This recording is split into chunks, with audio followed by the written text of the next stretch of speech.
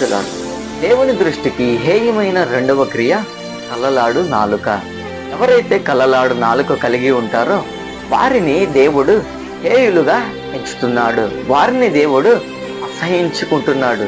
కలలాడు నాలుక కలిగిన వారి యొక్క స్వభావం ఏంటంటే, మంచిగా ఉన్న ఇద్దరు సహోదరుల మధ్య చిచ్చులు పెట్టి వారి యొక్క ఐక్యతను చెడగొడతా ఉంటారు, వారి యొక్క సంబంధ బాంధవ్యాలను చెడగొడతా ఉంటారు. అందుకే యాకోబు 3:6లో నాలుక అగ్నియే అని వ్రాయబడినది. అగ్ని యొక్క స్వభావం ఏంటంటే చిచ్చులు పెట్టడము. అగ్ని ఎలాగైతే చిచ్చులు పెట్టే స్వభావము కలిగి ఉన్నదో అలాగే నాలుకకు కూడా అటువంటి స్వభావం ఉన్నదని దేవుడు చెప్తున్నాడు.